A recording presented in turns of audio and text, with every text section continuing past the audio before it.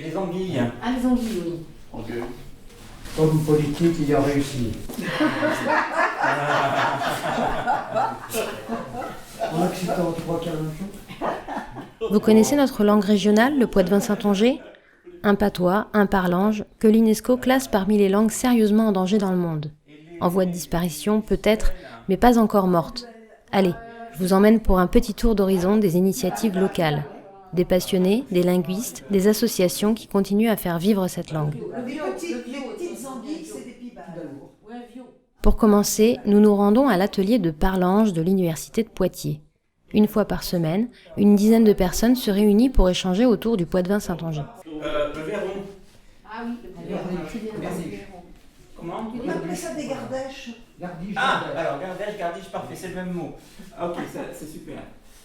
Bon, le poitevin-saintongeais, on n'a pas d'enquête exacte sur le nombre de locuteurs. Jean-Christophe Dourdet, enseignant-chercheur spécialiste de linguistique et de langue régionale. On peut estimer raisonnablement, en fonction du degré de compétence, entre 30 000 et 100 000 ou voire 150 000, hein, si on prend les gens qui sont quand même capables de produire des phrases quoi, en poitevin-saintongeais. Même les étudiants connaissent encore quelques mots emblématiques de la région, comme le luma, la cince, la cagouille, le ramasse-bourrier, barrer la porte. Chacun vient avec ses connaissances et en fait, l'étude de la langue, dans sa diversité, hein, puisque donc il n'y a pas de standard, il n'y a pas du poitevin unique ou de saintongeais unique. Il y a un ensemble de parlers qui varie dans l'espace, mais malgré tout, il y a une cohésion, il y a une certaine cohérence dans le fond, lexical, grammatical, ainsi de suite. Quand on parle vraiment le poitevin dans son intégralité, ouais, ça devient assez éloigné du français. Après, il faut savoir que les langues d'oïl, étant dans le même berceau que le français, peuvent se mélanger avec lui. Donc c'est pour ça, on a des gens qui peuvent parler moitié français, moitié poitevin, et puis ça s'enchaîne très bien. C'est aussi une chance en fait pour la récupération de la langue, qui peut être donner un petit peu lieu à de l'optimisme, parce que finalement, la réacquisition de la langue, ça peut passer par un français matiné de poitevin, et de plus en plus de poitevin.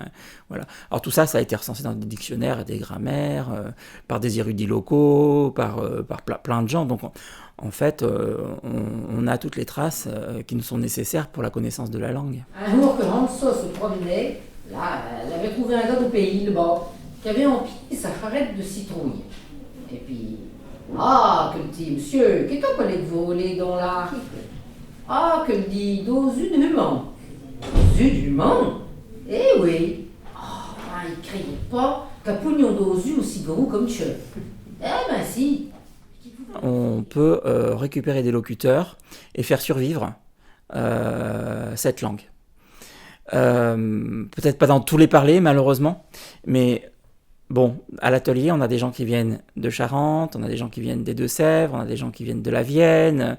Donc cette diversité-là, avec des gens qui sont motivés et qui peuvent transmettre, puisqu'ils ont encore des connaissances nettes, de bonnes connaissances dans la langue, on peut recréer on va dire des cercles ou des bases de locuteurs, quoi, pour la pérennisation de la langue.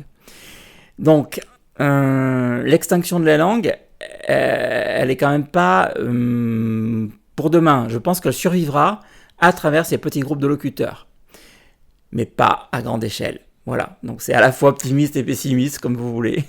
Et patois est un mot qui, à l'origine, est péjoratif. Alors, il peut être revalorisé dans la bouche des patoisans eux-mêmes, hein, parce qu'ils se sont réappropriés le mot et ils sont fiers, souvent, de parler patois.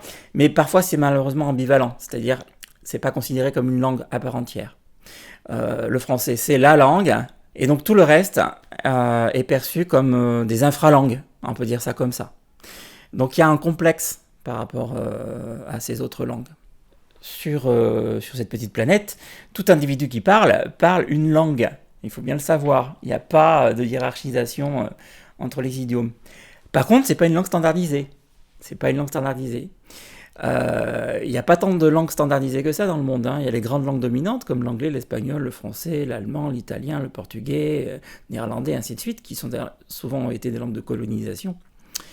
Mais la plupart des autres langues, on estime entre 4000 et 8000 le nombre de langues, la plupart ne sont pas standardisées. Et c'est normal qu'elles changent comme ça, elles varient d'un endroit à l'autre. Et si c'était en Charente, ce serait Keto collé. Ah ben oui, mais en Charente, on colle Spotch. Oui, Le CH. même dans d'autres coins. Moi, chez moi, Keto collé. On a des traces, on a même des écrits depuis le XVIe siècle du Poitevin-Saintongeais. On a des recueils, alors je pense au Rolia ou à la Jean de Poitevinerie, qui sont des recueils de textes qui datent du XVIe et XVIIe siècle. Et donc ça s'est écrit déjà depuis cette époque. Par contre, les gens n'en avaient pas tous connaissance. C'était souvent des gens qui étaient lettrés. Or, tout le monde n'a pas été alphabétisé avant le XIXe siècle. Donc après, les gens, il y a plein de gens qui ont dû essayer de l'écrire aussi à leur manière. Hein. Des patoisans ont écrit des textes de littérature orale, des contes, des légendes, comme ils le pouvaient. Aujourd'hui cohabitent des systèmes orthographiques. Alors celui qu'on utilise ici, c'est davantage la graphie dite normalisée, qui est pratique parce qu'elle permet d'unifier en fait la langue à l'écrit, hein, pas à l'oral, c'est-à-dire que chacun prononce à sa manière, mais à l'écrit on a un code commun. Mais d'autres écrivent de manière plus localisée, on va dire ça comme ça. Quand on entend, oui, le patois ça change d'un village à l'autre, il y a des choses qui changent, mais malgré tout, il y a quand même une intercompréhension, quoi. Une intercompréhension qui ne serait pas possible, par exemple, avec un parler gascon, qui lui est doc. Hein. Dans le pays Gabail, en Gironde, on parle encore du saintongeais. Et hop, quand on passe la limite, on arrive dans le gascon, et là, l'intercompréhension n'est plus possible. Alors qu'un Gabail, s'il parle avec un Poitevin, ou avec quelqu'un qui vient de, je sais pas moi, Saint-Jean-d'Angély, en Charente-Maritime, l'intercompréhension sera tout à fait possible, malgré la différence d'accent. La langue régionale, ça fait un petit moment que c'est un peu ma passion, la culture régionale d'une manière générale. Aurélien Rondeau, président de l'association Parlange Vivant. Et étant petit, en fait, j'ai entendu tous ces mots qu'on m'a présentés comme étant du patois, mais au fur et à mesure de mes recherches, j'ai bien vu que c'était une langue à part entière. Et donc j'ai voulu approfondir la chose en venant aux ateliers de langue régionale qui sont proposés depuis pas mal de temps, notamment par le biais de Liliane Jagneau, l'ancienne linguiste de la fac. Et ce qui est intéressant, c'est de se rendre compte aussi que venant de moi, je viens de l'Est, nord-est de la Vendée, il y a énormément de mots de vocabulaire en commun entre la Vienne qui est plutôt le Haut-Poitou, la Vendée qui est le Bas-Poitou. Il y aura des petites différences de prononciation, mais ça restera la même grammaire, même syntaxe. J'ai envie d'avoir un peu prendre conscience aussi qu'on a une culture quelque part, hein, et puis ça fait partie du patrimoine immatériel de l'humanité. C'est la diversité culturelle, et même si effectivement c'est méprisé, on dira que ça sert à rien. Déjà, il n'y a pas d'obligation que ça sert à quelque chose, hein, et puis ça sert quand même à quelque chose parce que c'est l'expression de la diversité culturelle. D'ici la fin du XXIe siècle, il n'y aura plus de locuteurs. Plus de locuteurs naturels, je dirais, parce que la transmission ne se fait plus. On a accepté une génération, là ça se fait plus. Et on est un peu les derniers, notre génération, là, on est un peu les derniers à avoir entendu un peu de mots de parlange, et si on prend pas conscience de la valeur que ça a, effectivement, ça va disparaître. Il y a tellement la connotation péjorative de patois qu'il faut forcément être militant pour le parler. Donc d'où comment dirais-je, l'investissement associatif, quoi. Le mot, il n'a pas exactement la même signification, on n'emploie pas dans le même texte, que ce soit dans la Vienne ou dans le Nord-Sèvres, par exemple. Lisiane est une habituée de l'atelier. Elle anime aussi les émissions de radio Olé le Mouvement et Minute Parlange sur RCF Poitou. Le Poitevin n'est pas si mort que ça, parce que si vous allez dans certains endroits, plutôt en campagne, mais ça peut arriver aussi en ville, et que vous écoutez les gens qui parlent, et bien d'un seul coup vous allez retrouver un accent qu'on n'entend pas partout, vous allez retrouver plein de mots et plein d'expressions que les gens emploient naturellement. Et même dans les Poitevins de ville, il y en a beaucoup qui emploient des mots qui sont du Poitevin, barrer la porte, débaucher, un pochon, ils ne se perdent plus compte. Et ça, c'est des vrais poitevins. Mais ce que j'aime bien moi, dans cette langue, c'est que c'est une langue qui permet de donner beaucoup d'émotions aussi. Parce qu'il y a beaucoup de mots, moi je préfère employer le mot poitevin, parce que je trouve que ça dit beaucoup mieux et plus vite ce que je ressens et ce que j'ai envie de dire. Alors qu'en français, il faudrait faire une périphrase pour arriver au même résultat. Bah, il y a plusieurs mots. Il y a la gaillarde. Ça se ressemble pas. Vous n'avez pas la gaillaude? Non. Peut-être sur la bordure, mais... Ouais. Le granouillon,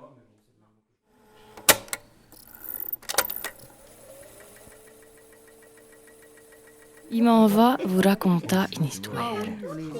2 femmes sont revenues de marché. Il s'est bien content. Il me s'est mis un bien fond de teint. Te ferais t'en mettre et tout. T'es toute blanche. Et puis t'es pas bien grosse avec, faut manger. Et puis taille justement, v'là est nu. Ramasse-le donc, y allons manger. Au trois de bain.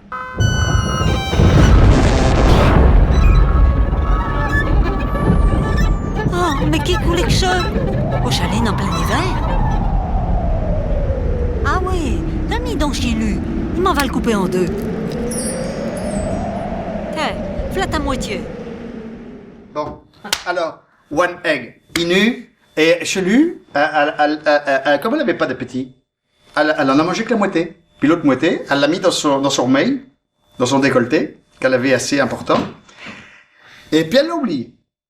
Et au bout de 21 jours, pas 22, est arrivé une moitié de poulet. 22, t'as la moitié de poulet! Et c'était une moitié de poulet par le fait qu'il y avait rien qu'une moitié, par le fait qu'il y avait une moitié qui était beaucoup moins apparente que l'autre qui était beaucoup plus apparente par le fait qu'il y en avait plus de l'autre côté. Ça rentre ça au niveau de la génion, ça? Et donc, là... Le poitevin saintongeais, c'est aussi la langue des récits, des contes, des histoires populaires, des chansons. De nombreux artistes s'attachent à conserver la langue pour qu'elle continue à résonner à nos oreilles. Il y a Éric Novak, Yannick Jolin, Mathieu Touzeau et bien d'autres. Il avait une aile, une patte, était coupé dans le sens de la longueur, mais il marchait quand même. Appartenait dans les Deux-Sèvres, l'UPCP Métive, Union pour la culture populaire en Poitou-Charentes et Vendée, regroupe des associations qui œuvrent à la valorisation de cette culture régionale. Et puis il se promenait, puis un beau jour en se promenant sur la route, il a trouvé l'ornard, pour commencer. Il dit où que t'es parti, moitié de poulet. Ben écoute, si tu veux savoir, t'as qu'à me suivre. Alors, le cerf d'eau, c'est un secteur d'activité de l'UPCP Métive. Stéphanie Coulet, coordinatrice du centre de ressources de l'UPCP Métive. L'UPCP Métive, c'est une union d'associations. Cette union, elle est née il y a 50 ans maintenant, autour d'acteurs locaux qui se sont organisés localement en association pour défendre, valoriser la culture régionale, sous ses différentes composantes, la langue, la musique, le chant, le conte, tout ce qui est de l'ordre de l'oralité, et puis des savoir-faire. On se trouve à la fin des années 60, après mai 68, mais déjà, bien avant cette période-là, début des années 60, il y a déjà eu des gens qui se sont rendus compte que la culture régionale, c'est quelque chose qui s'est transmis de bouche à oreille pendant des générations, pendant très longtemps, mais qu'à l'orée du XXe siècle, autour de la guerre 14-18, le changement de mode de vie, l'urbanisation, l'exode rural, le fait qu'on travaille différemment, les familles n'étant plus forcément avec plusieurs générations sous le même toit. Là, il y a une rupture qui s'est opérée dans le transfert, dans la transmission de ces connaissances-là. Et qu'il devenait urgent, important, de récolter tous ces savoirs et donc de s'organiser. À partir de cette époque-là, il y a eu une grande campagne de collecte, à partir de la fin des années 60, pour aller à la rencontre des habitants de la région, d'une aire culturelle avec des éléments de culture commune, dont la langue, par exemple, ou les pratiques. Et cette aire culturelle, c'est l'ancien Poitou, la Vendée, les Deux-Sèvres, la Vienne, et les Charentes, la Saintonge, l'Angoumois, l'Aunis, donc Charente et Charente-Maritime. Donc sur ces 5 départements, les gens se sont structurés, organisés en associations, d'autres l'ont fait de façon individuelle, pour récolter les témoignages, les savoirs des habitants de cette région-là. Alors l'on chauffait le four, quand le four a été bien chaud, l'on mit le poulet dedans, tout vivant comme ça, boum. Eh bien, on chauffait dur, sûrement. Alors là, la moitié de poulet a dit « Rivière, rivière, sors de mon jabot, sans trouver, c'est perdu. » La rivière a sorti, elle a éteint le four, tout a été perdu, le feu a été éteint. Puis la moitié de poulet était toujours là, en vie. Alors la bonne femme a dit « Il n'y a pas moyen de s'en débarrasser. » Elle a pris la moitié de poulet personnel qui y restait, elle l'a lancé en l'air, elle l'a tellement lancé fort que le vent a dû s'en mêler aussi peut-être. Elle a été atterrir sur le clocher, puis il y est resté, il y a encore. C'est pour ça que sur les clochers qu'il y a un coq. Les usagers, on peut avoir des chercheurs, mais les sujets sont très vastes. Les fonds sont constitués majoritairement de répertoires chantés, contés, joués, à 70%, mais on a aussi 30% de témoignages sur la vie quotidienne, sur les savoir-faire, sur tout ce qui ponctue la vie au sein d'une société rurale. Donc les fêtes calendaires, les rituels religieux ou pas, les croyances populaires. Donc les sujets sont aussi vastes que les usagers qui viennent faire leurs recherches ici. Par rapport à toutes ces collectes, il y a un élément qui est transversal, c'est la langue, c'est le Poitevin saintongeais. Parce qu'en fait, j'ai parlé des contenus sous leur forme, contes, savoir-faire, etc. Mais à chaque fois, tous ces éléments-là sont traversés par cette notion de langue. Et on la retrouve dans les contes, dans les chansons, dans les savoir-faire, dans tous les termes qui peuvent être liés à des savoir-faire, à des outils, à des matériaux. Voilà. Et on se rend compte, justement quand on fait des collectes aujourd'hui, qu'il y a beaucoup d'éléments liés à des choses aussi précises qu'on retrouve encore dans la langue et qui peuvent être très présents. Donc c'est pour ça qu'on ne parle pas forcément de collecte sur la langue, mais plutôt de tout ce qui est en rapport avec une culture régionale, sachant que cette langue-là, elle est un élément transversal. Alors maintenant, on va accéder à la bibliothèque.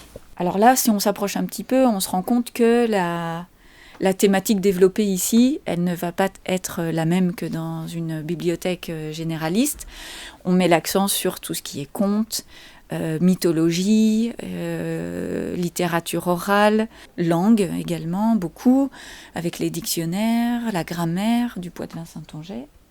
Alors c'est une vaste question, là, qui est le sujet de l'écriture de la langue, parce que c'est quelque chose d'oral.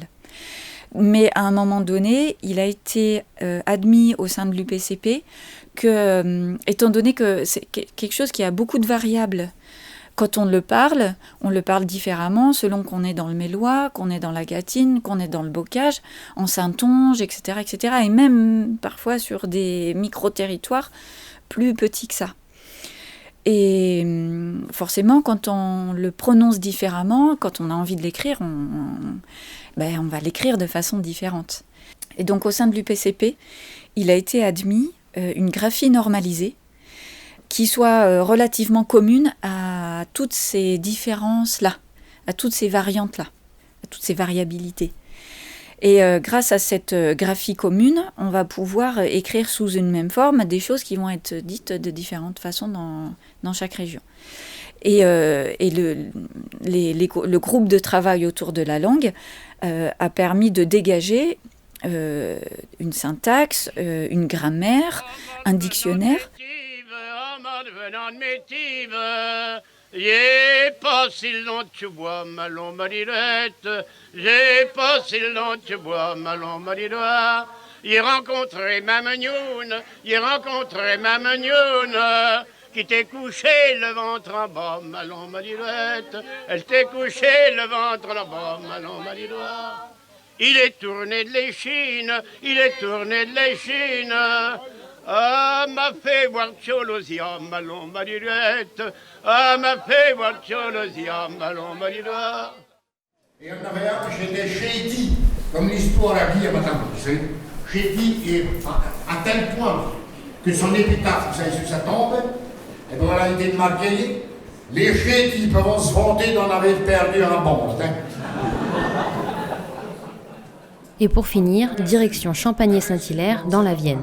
À l'occasion de la Journée internationale de la langue maternelle, l'association Parlange Vivant, en collaboration avec l'UPCP Métive et la Marchoise de Jancé, organisait le 22 février 2020 un événement regroupant des associations, des auteurs, des conteurs et des amateurs de langue régionale. Le prêt, une bouteille, il y avait une bouteille de Bordeaux, et puis l'étiquette datait de Schützenheim. Oh, allez. Jean-Michel Clément, député de la Vienne, originaire du sud de la Vienne. Je suis présent à cette manifestation parce que je crois que la défense des langues régionales est une nécessité non seulement culturelle, mais également, je dirais, citoyenne. Nous avons tous été construits un petit peu avec l'histoire de ceux qui nous ont accompagnés toute notre vie, notre famille, nos grands-parents, nos parents. Et je dirais, cette, la manière dont on a pu être éduqué, avec justement des connaissances, mais aussi une langue, eh bien, ça participe à la construction de chacun. Et ça, il ne faut pas l'oublier, il ne faut pas le perdre. Bon, le travail des associations est essentiel, parce que malheureusement, au niveau de l'éducation nationale, on n'a pas aujourd'hui une volonté on ne va pas faire d'école inclusive, comme on peut le faire en Corse, par exemple. Mais justement, parce qu'on n'a pas cette capacité-là à faire, encore faudrait-il que, pourquoi pas, des initiatives se prennent dans des écoles primaires, dans des collèges, dans des lycées, avec des enseignants qui seraient volontaires pour construire des cours, je dirais, auxquels adhéreraient de manière ludique, de manière tout à fait accessible pour chacun, pour que ça ne soit pas conçu comme étant une épreuve, mais plutôt comme un plaisir, pour que la langue devienne quelque chose qui soit un partage. Et je pense que le fait de parler une langue, c'est aussi une façon d'exister. Et on a tous notre histoire, on a tous notre culture, et quelque part c'est se reconnaître dans cette langue. On se rattelait jusqu'à son bureau et fouillant ses papiers. On y ramenait un. Ah bon? Qu'est tout collé? Eh ben, je te garantis que nous chérantais au lait en parlant facile à côté de ce qu'il y a écrit là-dedans. Fais ouvrir. On est censément une nouvelle langue. Par exemple, monsieur, sais-tu ce qu'on est? Mais t'as dit qu'on a un crayon. Baseux, il dit rien, un outil scripteur. Fonction? Olé, qui a comme beaucoup de boudin ton affaire? Je m'appelle Emma. Je m'appelle Avelina, je fais du théâtre, j'ai 11 ans. Et notre groupe, on fait plein de théâtre, en tout on est 32. Et j'aime bien faire du théâtre car c'est amusant. Et comme ça, on apprend à parler dans le public et comme ça, quand on sera plus grand, on peut au moins avoir plus d'idées.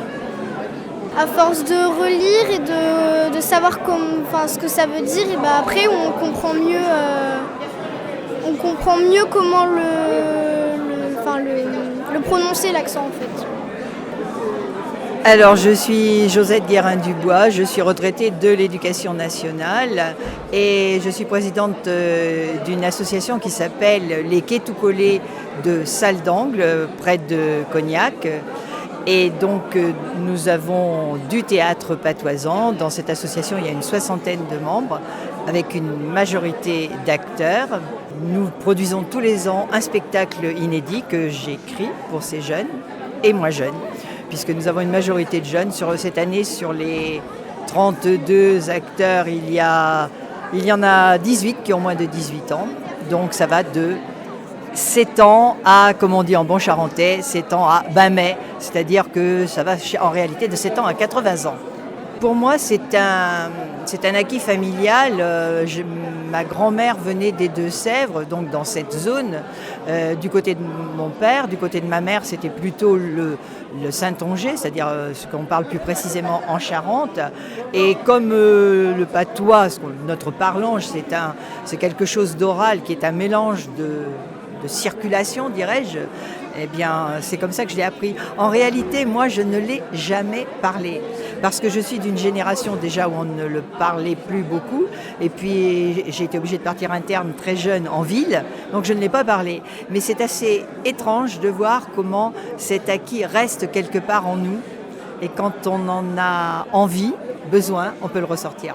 En tout cas, moi, je suis issue d'un milieu paysan, et pour mes parents, c'était un très grand complexe Mon père était incapable de s'exprimer en français correct et c'était un très grand complexe. Et je pense que c'est par réaction à ça que moi j'en ai fait quelque chose de valorisant.